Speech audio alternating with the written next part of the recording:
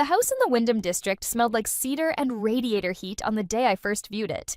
Not warmth in the comfort and candles sense, more like the dense warmth of a house that has been occupied for decades, that holds temperatures differently than a new build, that has learned to retain what it receives. The estate agent called it character. I called it good bones. Dorian called it a project. He meant that as a negative. He wanted something new. Glass frontage, open plan, the kind of kitchen where the appliances are indistinguishable from the cabinetry. Something that announced itself. What I saw in the house on Wyndham was a south-facing study, a double lot that backed onto a strip of original city garden, and a structure that had been built in an era when people assumed buildings needed to last. We bought it 11 years ago. I put in the full down payment from a savings account I had been building since I was 23 years old. My money, documented by a bank transfer I had printed and filed because I had always been the kind of person who filed things. Dorian had been between contracts that year. He was a commercial acquisitions consultant, which meant his income was real but irregular, coming in large amounts at unpredictable intervals, and the intervals that year had been wider than usual. He contributed his name to the joint mortgage application, which helped the approval figure, and his opinion about the kitchen island, which I discarded, and a down payment of 0. I told myself at the time that this was partnership. That contribution comes in forms other than money. That a marriage is not a ledger. Not until I was 32, and I believe this sincerely. By 39, I had learned to read ledgers. The house took a year to settle into. We repainted 2 rooms and redid the kitchen, and I spent 3 weekends building raised beds in the back garden with my own hands because Dorian was at a conference in Emberton and I had a free weekend, and the soil quality in the north corner looked promising. I planted from seed in that first spring. Tomatoes, then herbs, then in the 3rd year, a row of lavender along the eastern fence that came back every year without me doing anything more than existing nearby. I worked from the south-facing study. I'm an architectural draftsperson, not a licensed architect, because the final credentialing year had coincided with my mother's illness, and I had made the choice I've never entirely stopped reassessing. But I had enough training and enough precision that firms used my work regularly, and the south-facing windows meant I had clean, consistent daylight for drawing for 6 hours a day. The house accommodated my work in a way that felt structural, like it had been waiting for someone to need what it offered. Dorian traveled. He was good at his work when he was working, and he had a talent for the kind of networking that happens in hotels and conference rooms, the face-to-face relationship building that makes deals move. He brought back gifts sometimes, regional wines, things he'd found in airport bookshops, once an extremely impractical ceramic bowl from somewhere in the south of the country that we both pretended to like, and that sat on the mantelpiece for 4 years before I quietly moved it to a high shelf. The early years were decent years. I want to be clear about that. Not extraordinary. Not what either of us had probably imagined, in the abstract way you imagine things before you're living them. But there was structure. There was mutual maintenance. There was, for a long time, enough resemblance to a shared life that I didn't look too closely at the underlying architecture. I was good at not looking too closely. That was the skill I had to undo. I first heard Seraphine's name in December, about 3 years before everything that followed. Dorian was in the kitchen on his phone, and I was crossing through on my way back from the garden, and he said, "Seraphine's already run the projections, so we're ahead on that."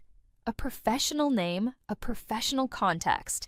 I cataloged it without registering it. By the following February, it appeared more frequently. Still professionally framed, still anchored to the Asheville group work, but with an ease that names develop when they've been used enough to become comfortable. Seraphine thinks the Aldercroft valuation is optimistic. Seraphine flagged something in the regulatory language. I need to check with Seraphine on the timeline before I commit. I noticed the name the way I notice when a door doesn't hang quite right. Not with alarm, with attention. What I noticed more specifically was his voice when he said it. Not animated. Dorian was rarely animated, but there was a slight adjustment, a smoothing. The way a person's voice changes when they've been mentally rehearsing what they're about to say and almost succeed at sounding casual. I filed it. I want to describe this correctly because it matters. I am not a woman who performs suspicion. I don't check phones or go through pockets or run searches on names, not because I have some elevated ethical standard about privacy, but because I have always found direct evidence more useful than shadow evidence. And direct evidence arrives on its own timeline if you're willing to wait. So I waited, and I watched. And I kept the south-facing study and the lavender and the kitchen I had designed myself. And I let the pattern develop. By April, 5 months after I had first heard the name, I had what I needed. Not dramatically. No confrontation in a car park, no overheard phone call with incriminating specificity, no dry cleaning receipt in a blazer pocket. What I had was an accumulation of data points that, arranged in sequence, I had composed a structure as legible as a floor plan. The Thursday dinners. For 2 years, Dorian had made Thursday evening the one consistent social occasion he maintained, a standing group with 3 of his work contacts held at rotating restaurants in the Fox Hollow district. I had never attended. It was always described as professional, not social, and I hadn't minded. Starting in February, the Thursday dinners became less regular, but the Thursday absences didn't. He would come home later, with the faintly distracted air of someone winding down from a different kind of evening. The hotel loyalty points statement. His account had been set up years before we met, and the statement arrived by post in an envelope addressed to our shared letterbox. He had not thought to redirect it. The statement covered 8 months. 22 overnight stays. Not one coincided with a work trip I had been aware of. I took the statement to the study and sat with it. The feeling I had is difficult to translate into terms that don't misrepresent it. It wasn't shock. I had been watching the pattern develop for months, and my body already knew. What I felt was closer to something settling.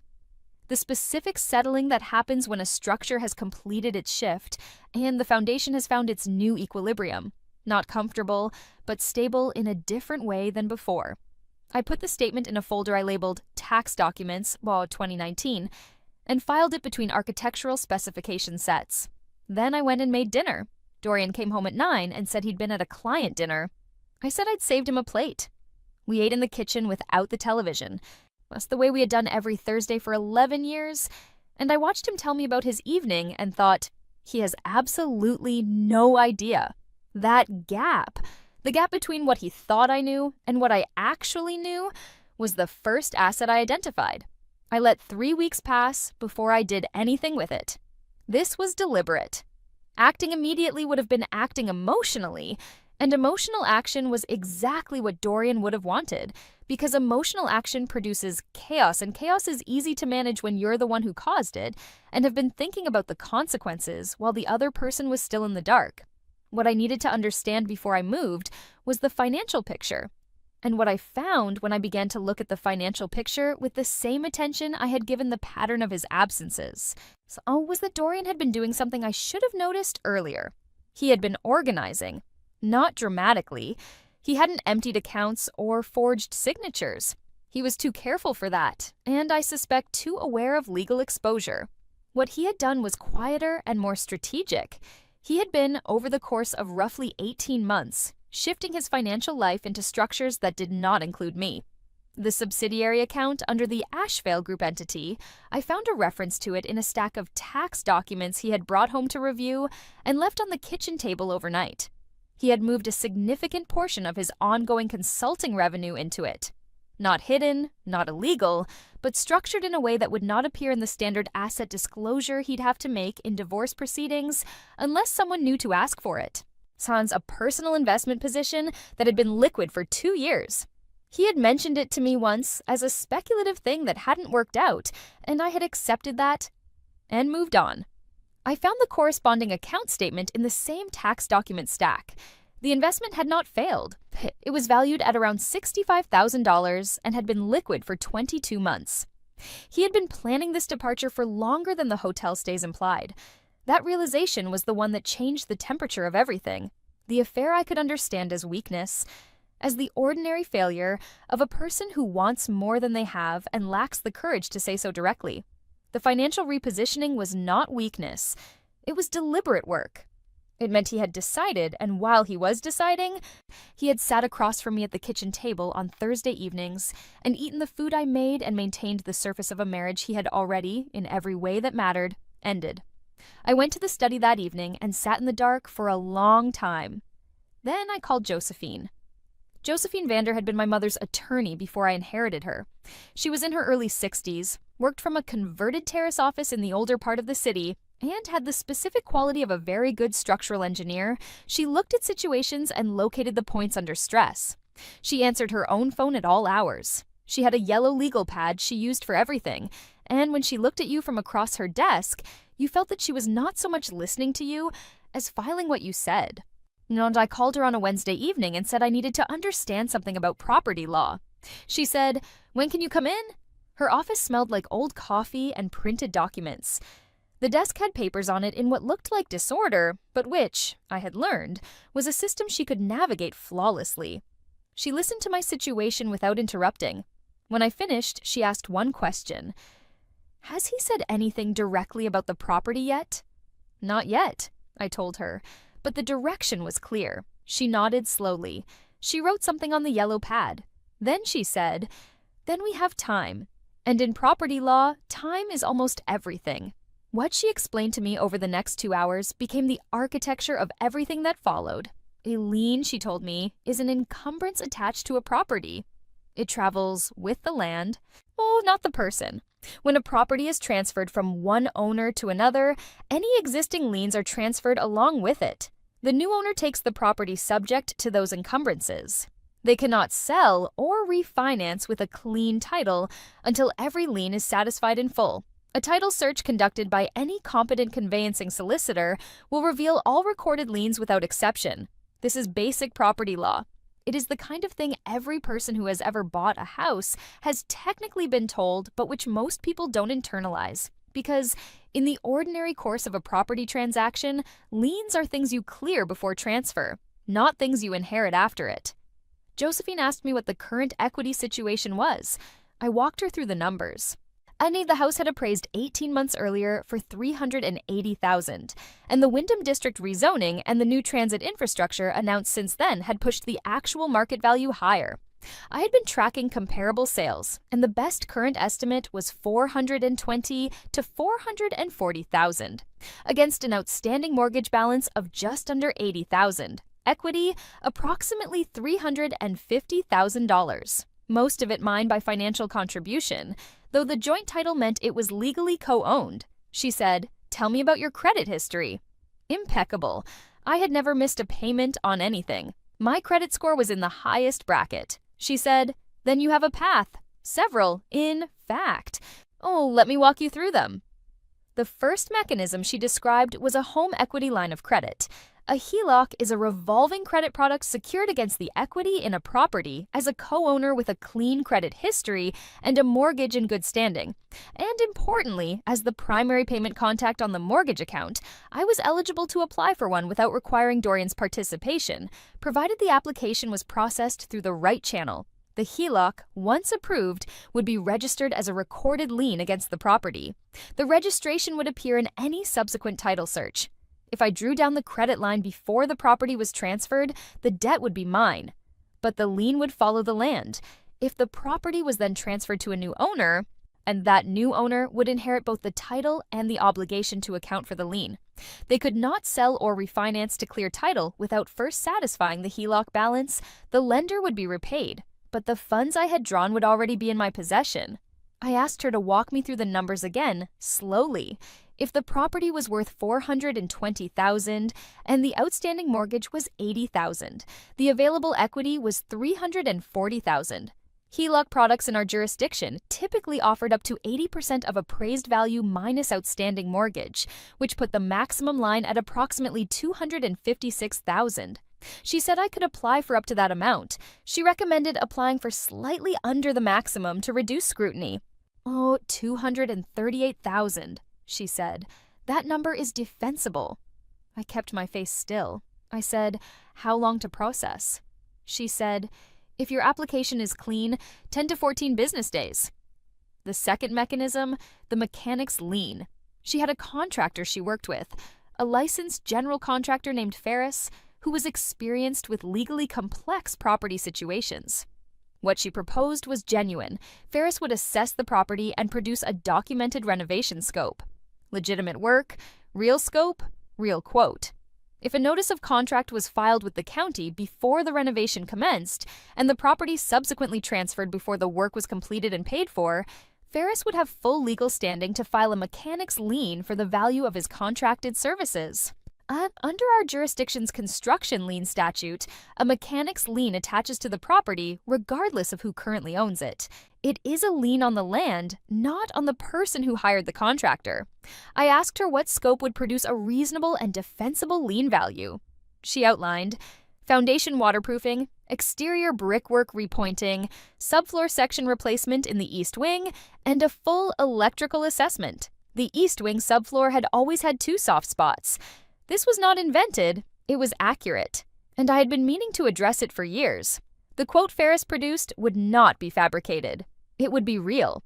He came to the house on a Thursday while Dorian was at work, and I walked him through the rooms, and he took measurements and notes with a quietness I appreciated. He quoted $64,200. His preliminary notice was filed with the county clerk's office the following Monday. I had 2 encumbrances in progress before Dorian said a direct word to me about the house.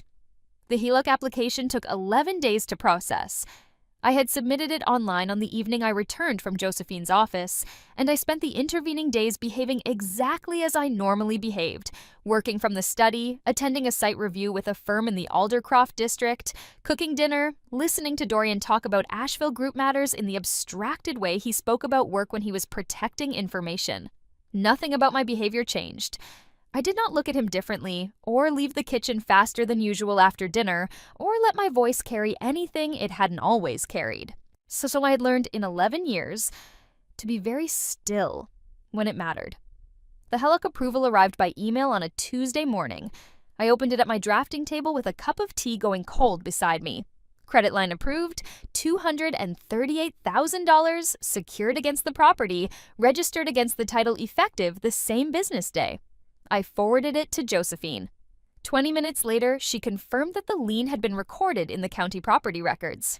Gideon, her property associate, had verified the recording number that morning. I saved the confirmation to a folder I had labeled Professional Development 2020 in my email client. Then I opened the specification set I was working on and went back to work. Josephine and I had discussed timing carefully. The plan was not to draw down the HELOC immediately. Drawing it before Dorian's demands escalated would look, in retrospect, like premeditation, which it was, but the legal position was stronger if the draw happened closer to the point of conflict. What mattered legally was that the lien was registered. The draw was a separate and subsequent instrument. I needed to wait for Dorian to commit himself. He began the oblique approach in the first week of May. Dorian had always been skilled at oblique approaches. He had described his professional negotiation style to me once as letting the other party discover your argument before you make it. And at the time, I had found it strategically impressive. I understood it differently now that it was being used in my kitchen. He began by talking about the house as though it were a burden.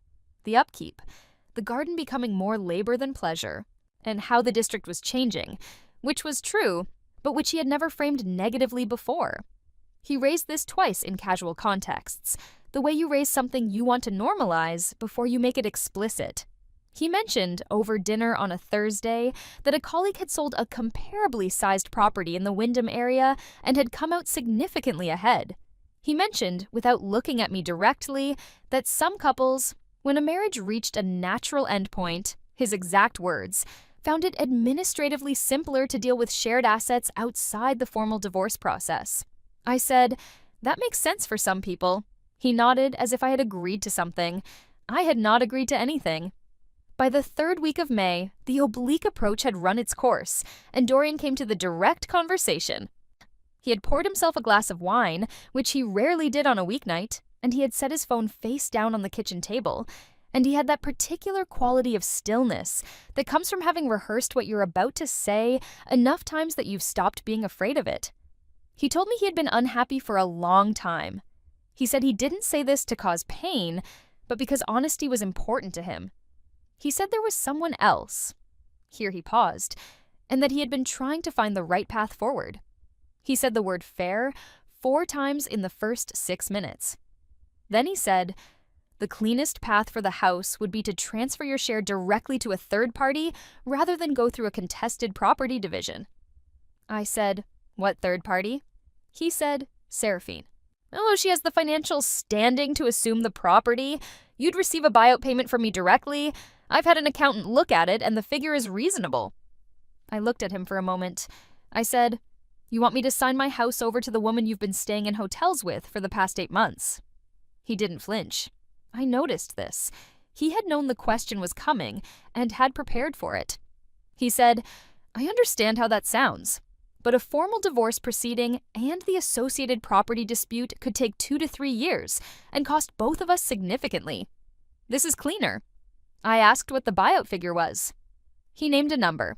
Approximately 40% of the property's current market value, which was, depending on how generously you read it, either a low opening offer or an insult with arithmetic attached. And I suspected he had chosen it as a starting position, expecting negotiation, which was an interesting miscalculation. I said, "I need time to think." He said he understood. He appreciated my reasonableness. He was visibly relieved by the absence of an emotional reaction, which was itself a kind of useful information. I went to bed before him that night. I lay in the dark with the familiar sounds of the house around me. The radiator in the hall, the particular creak the second stair made, the way the wind at this time of year moved through the east-facing window from the garden. And I thought, he still doesn't know what he doesn't know. The week that followed required the most precise execution of everything I had been preparing. I called Josephine the next morning and told her the direct conversation had happened. So she said she was ready and walked me through the next steps. I needed to open the account at Fenwick Community Credit Union before drawing down the HELOC. The account needed to have no connection to Dorian's banking ecosystem, no shared institutions, no cross-linked products. I had researched this carefully. Dorian's accounts were across 2 major national banks. I had previously held accounts at both, which had to be closed and replaced entirely. Fenwick was a credit union based in the Caldwell district, established for over 40 years, entirely local. I chose it because a credit union is not a bank. It is a member cooperative, and its records are not part of the same shared reporting infrastructure as the national banks. I also chose it because it was 2 train stops from the office of a commercial property firm that had recently inquired about expanding their contract work with me, which meant my presence in that part of the city would read, if anyone thought to track it, as professional. The branch manager, Patricia, was in her late 40s and processed my account opening with the practiced efficiency of someone who has done this 10,000 times. I brought cash for the opening deposit. $6,000, a number I had chosen because it was below the individual reporting threshold and looked like standard savings behavior. She did not ask me why I was opening a new personal account. People open accounts for many reasons. I had the account active within 45 minutes. Back at the house, else I spent 2 evenings in the south-facing study working through the HELOC draw mechanics with Josephine's guidance. Drawing down a HELOC is not a single transaction. It is a revolving credit product, meaning funds are accessed as needed from the approved line. I planned to draw the full balance, but I needed to do so in a way that was both legally clean and practically difficult to reverse quickly. Josephine advised spreading the draw across 4 business days, in transfers below the individual reporting threshold, moving funds to multiple sub-accounts I had set up within the Fenwick account structure. This was not evasion. Every transfer would be traceable and entirely legitimate. It was structuring in the protective sense, not the criminal one. The sub-accounts took a week to establish. 3 general savings accounts and 1 locked term deposit account, which would prevent access for 90 days, but also prevent any incoming legal instrument from reaching the funds during that window. Josephine had reviewed and approved this structure in detail. While I was setting this up, Dorian pressed twice more. The first approach was gentle. He said he had been thinking about the timeline and wanted to make sure I had what I needed to feel comfortable with the arrangement. He asked if the buyout figure needed further discussion. I said I was still thinking. The second approach had more edge. He mentioned, carefully, that protracted divorce proceedings could result in significant legal costs for both parties, and that a settlement structured outside the formal process was likely to preserve more value for everyone involved. He mentioned this in the way people mention things they intend as warnings, while maintaining complete deniability about the nature of the warning. I said, "You might be right about that. Let me talk to my lawyer." He blinked once, almost imperceptible. "You've engaged someone?" "I'm getting advice." I said. That's reasonable, isn't it? He said of course it was. He was very still while he said it. I called Josephine from the study that night and told her he now knew I had legal counsel. She said that was actually useful. It creates a record that you were acting with professional guidance throughout, she said. That matters for the equitable distribution proceedings. On the Thursday of the following week, I drew down the HELOC. I did it in 4 transactions across the course of the day, totaled between 7 in the morning and 4 in the afternoon. $238,000 moved in 4 roughly equal tranches from the credit line into the Fenwick subaccounts.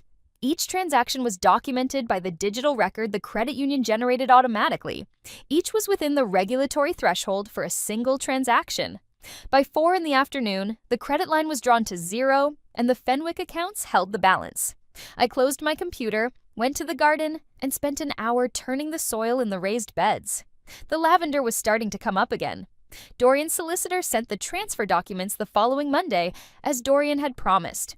I took them directly to Josephine, who read them with the same yellow legal pad focus she applied to everything.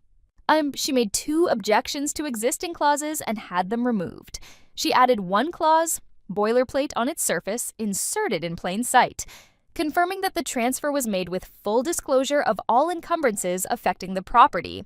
This language is often included in property transfers as a standard representation. Dorian's solicitor did not flag it as unusual or consequential. They were confirming on paper that all encumbrances had been disclosed. What they were not doing, because they did not know what to look for, was conducting a current title search before signing. That oversight was theirs, and it would be theirs to live with. I signed the deed on a Tuesday morning in late June. The signing took place at a shared workspace in the commercial district. ICE, one of those neutral locations that has the quality of an airport, designed for transactions that don't want a home. Dorian's solicitor had arranged it. Dorian was there. Seraphine was there. I had not expected her. I processed this without showing it, the way I had been processing things without showing them for several months. She was younger than I had pictured, though I hadn't pictured her precisely. I had a name, a professional context, a voice adjustment in Dorian's tone, and a hotel loyalty point statement. She was in her early 30s, dressed in a dark blazer with the air of someone who treats their professional wardrobe as a form of armor. She had good posture and the kind of self-contained composure that comes from long practice at being watched and learning how to receive that watching without yielding to it. Dorian introduced us with the specific discomfort of a man who knows the introduction is absurd and has decided not to acknowledge that. He said her name. She said mine. We looked at each other in the way 2 women look at each other when they have been placed in a situation neither of them designed, and both of them understand completely. I said, "Nice to meet you." She said, "Likewise." Her voice was careful. I sat down at the table and read the documents. All of them. The notary shifted in his chair because people rarely read documents at signing meetings. They scan, they sign, they leave. I read every clause, line by line, with the slow deliberateness of someone who has spent 11 years reading structural specifications and understands that what a document says and what it is understood to mean are sometimes different things. And the document is the one that lasts. I needed the record to show that I had reviewed and understood the terms, that I had been advised, that I had not acted under duress or in ignorance. Then I signed. Dorian exhaled. It was almost inaudible, but I was seated 3 feet from him and I heard it, the sound of a plan completing. He reached across the table and shook the notary's hand as if they had shared an achievement. Seraphine received the deed with both hands, which was an unusual gesture for a document exchange, but which I noted as sincere. She was taking this seriously. She believed in what she was receiving. I picked up my bag and walked to the door. At the threshold, I paused, just the fraction of a second it takes to take a mental photograph. The notary with his stamp, Dorian's solicitor with his briefcase, Dorian with his exhale, Seraphine with the deed in both hands. The room was ordinary. The moment was complete. I walked out into the street, and the air smelled like early summer and bus exhaust, and I stood on the pavement for exactly as long as it took me to decide which direction to walk. I moved out of the house the following week. The move had been prepared over 3 months, which meant the actual execution was quiet and efficient. The large furniture I left, it was mostly Dorian's preference, and I hadn't loved the sofa since the second year. I took the drafting table in sections, carefully labeled and wrapped.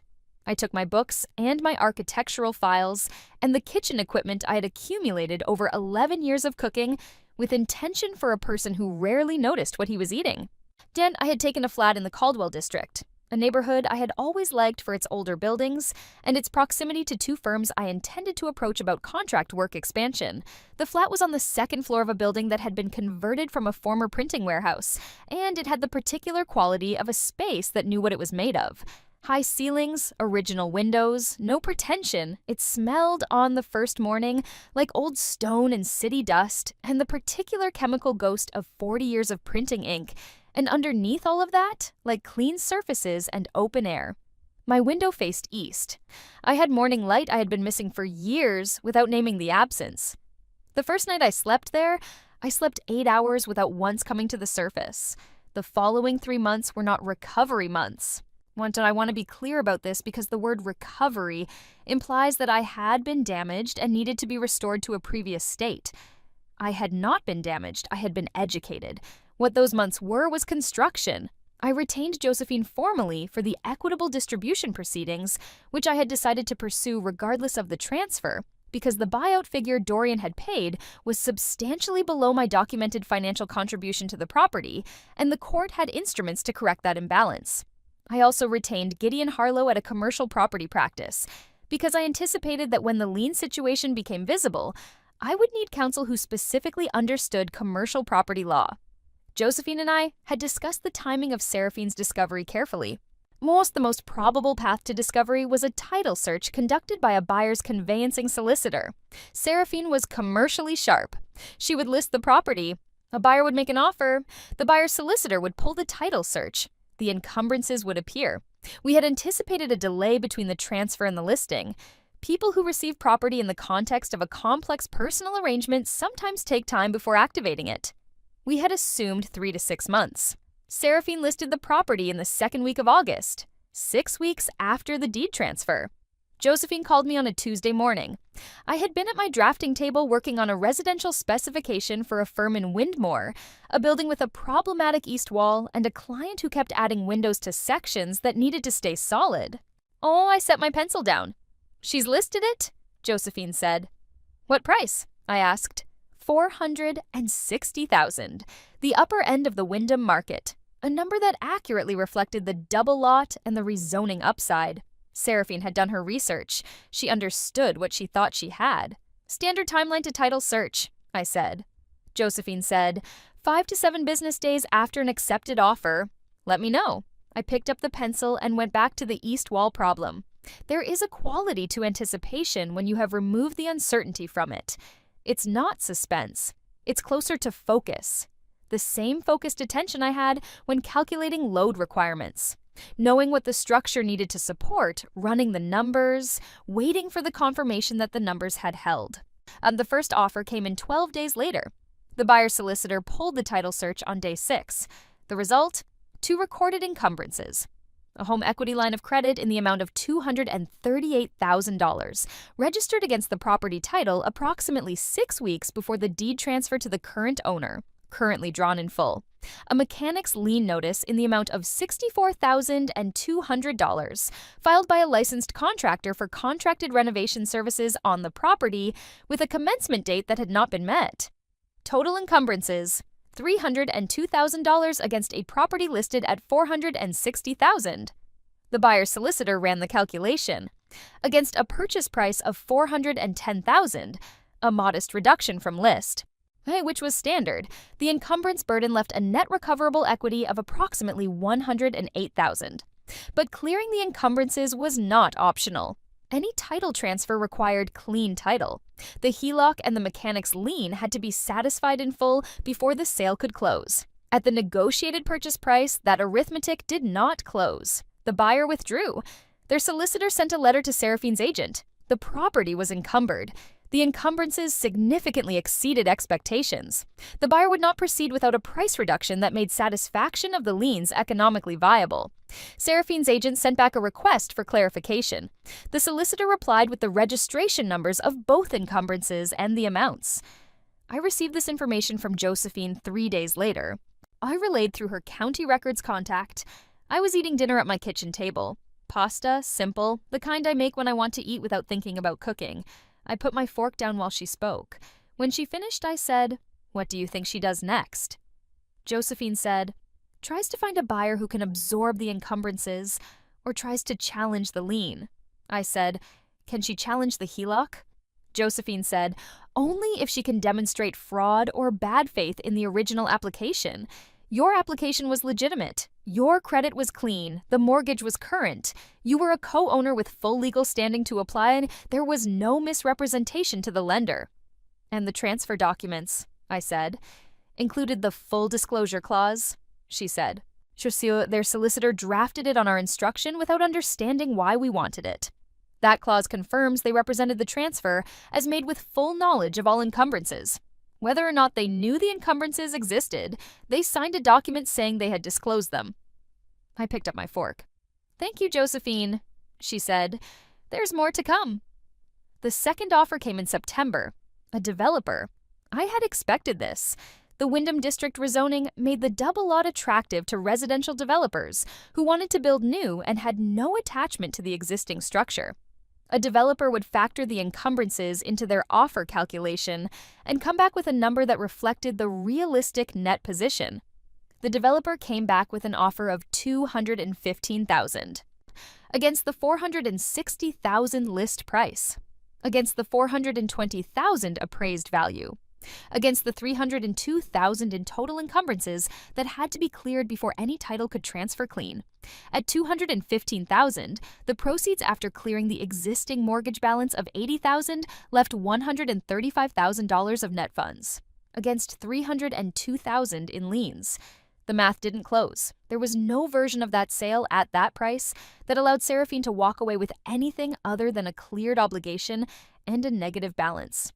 The second offer was rejected, not because Seraphine wanted to reject it, because there was no world in which accepting it made sense. I heard, through Josephine's contacts, that Dorian had become directly involved at this point. He had hired a different solicitor, not the one who had handled the transfer, a different firm, one with more property litigation experience, and asked for a review of the HELOC's legal standing. The solicitor's assessment, as Josephine relayed it, had taken 10 days to produce and was definitive. The HELOC was a valid, registered lien. It had been applied for and processed while I was a co-owner with full legal standing. The mortgage account was in good standing at the time of application. There had been no misrepresentation. A challenge on fraud grounds was theoretically available, but would require demonstrating that I had applied with intent to defraud, that the funds had been used illegally, or that the registration had involved procedural error.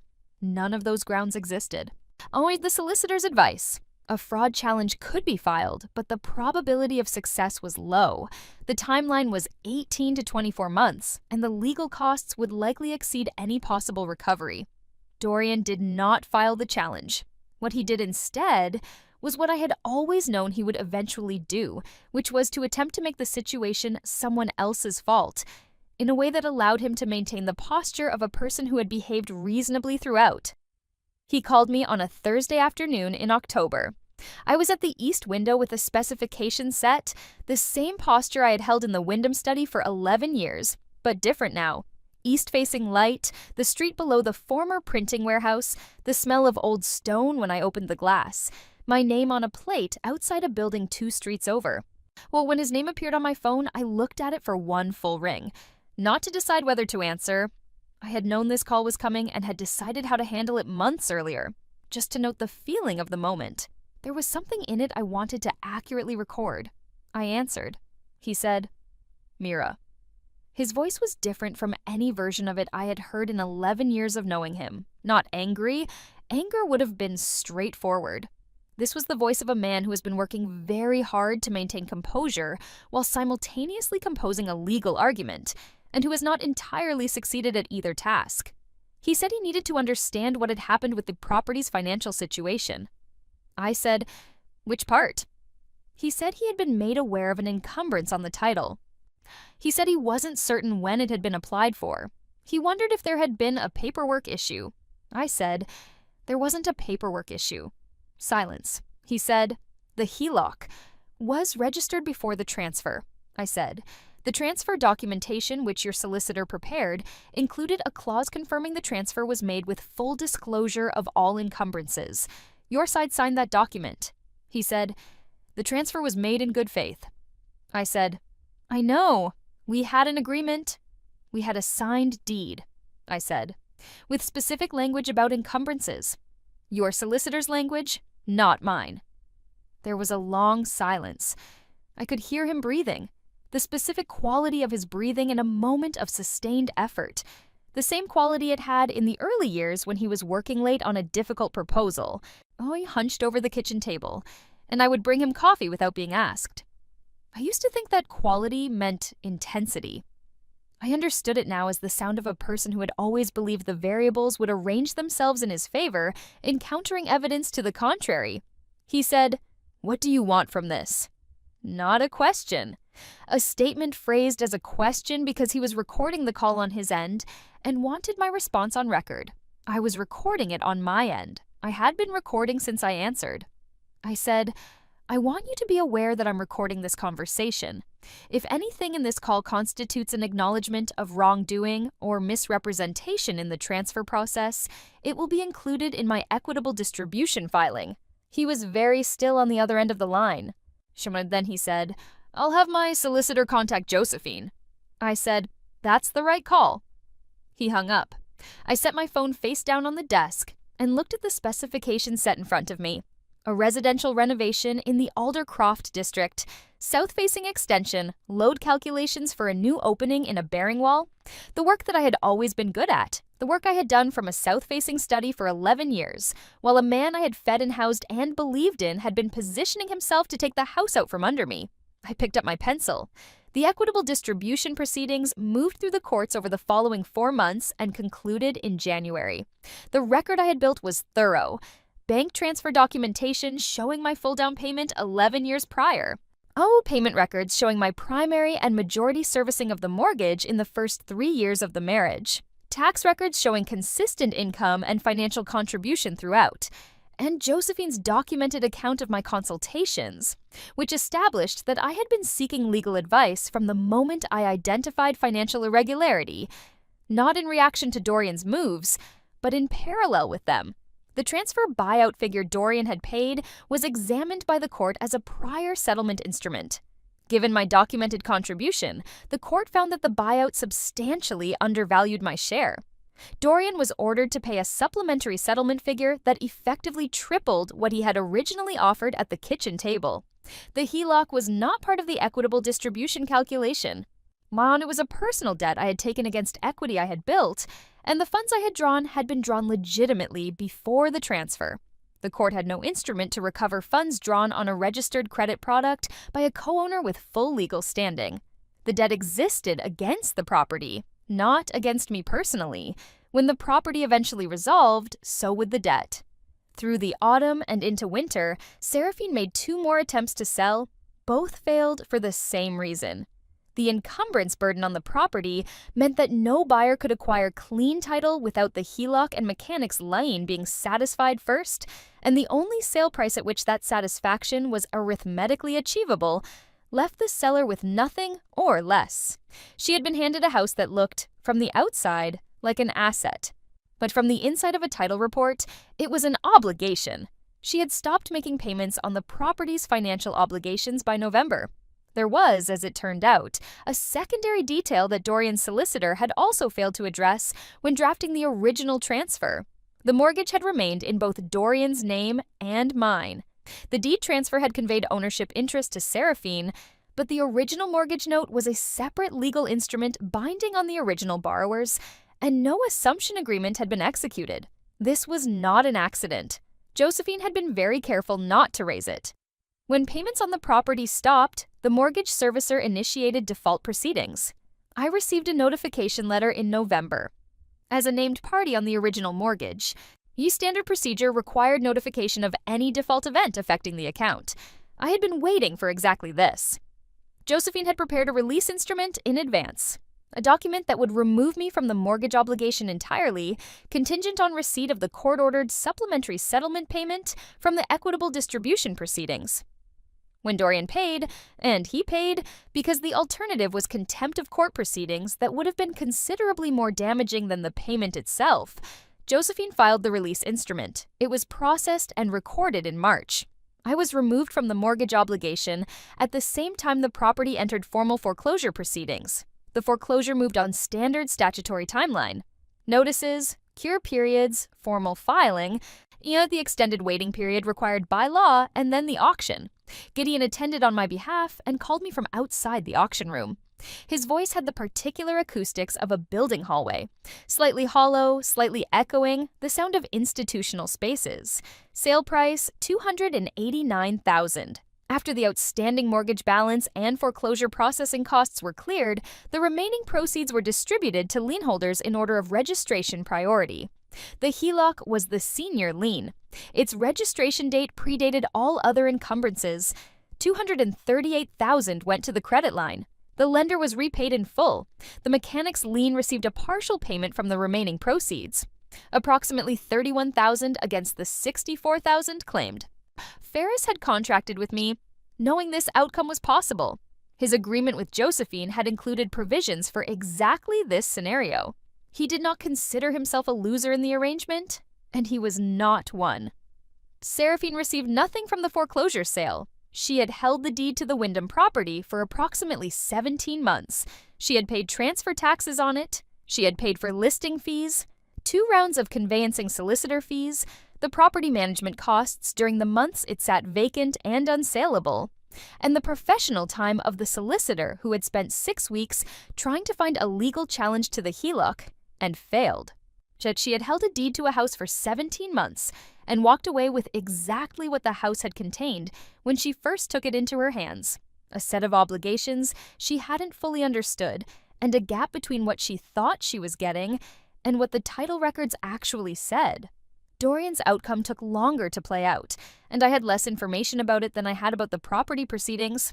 What Gideon had learned through his contacts in the county financial records infrastructure was that Dorian had been required to participate in the foreclosure proceedings as a named party on the original mortgage. His negotiation with the mortgage servicer to avoid a full deficiency judgment had been successful. But the terms required liquidating the Asheville Group subsidiary account, the one he had been building since the first year of our marriage, the one he had structured carefully outside our shared financial picture, the account I had found referenced in the tax documents he had left on the kitchen table, the account he had been using to prepare for a future he had intended to inhabit without me. It was gone. I said, when Gideon told me, "That's interesting." He said, "I thought you'd want to know." I said, "I did want to know." I paused. Thank you, Gideon.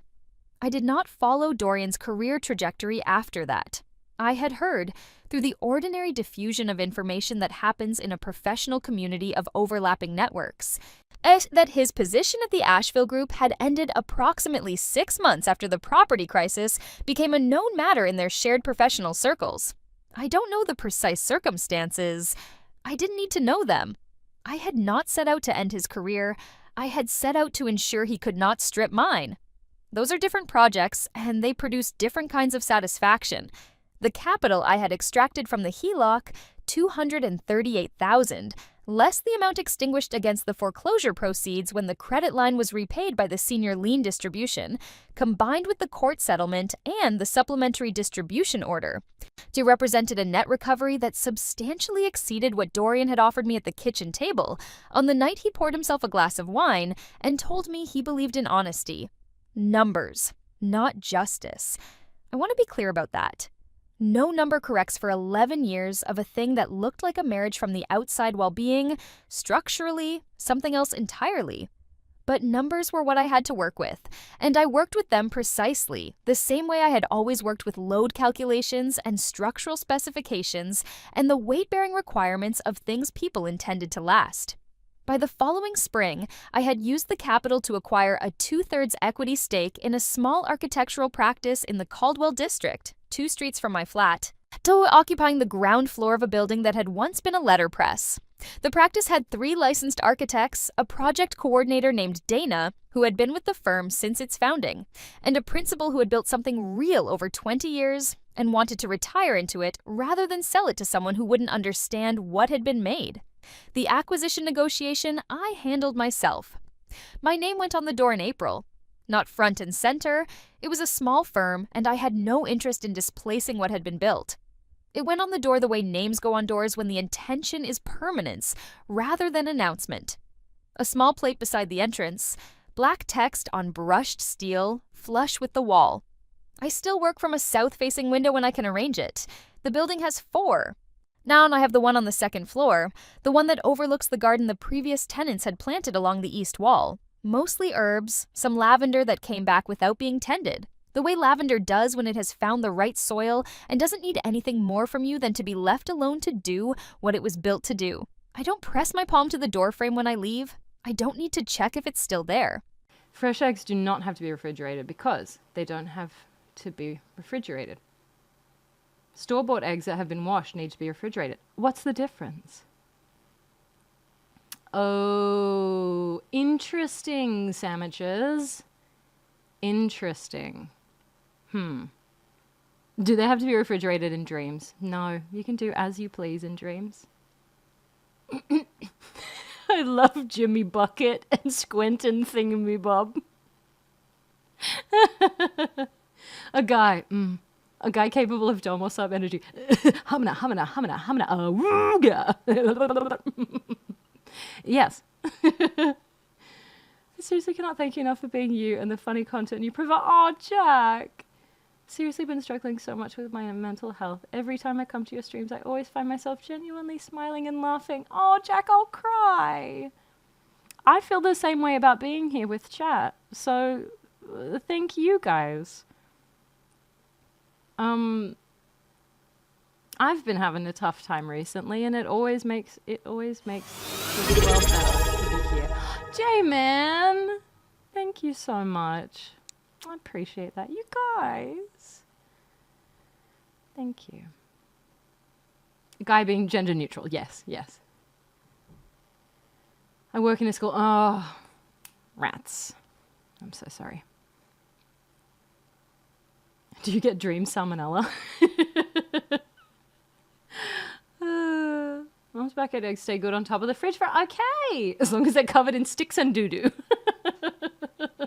Ah, classic egg covering.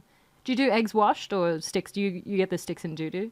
Just a 6-pack of the sticks and doo-doo, thank you. They last longer. Protected by membrane. Oh, washing them destroys the membrane, makes them more susceptible. There you go. XXV. Hey, welcome in. Our names start with the same letter. That's crazy.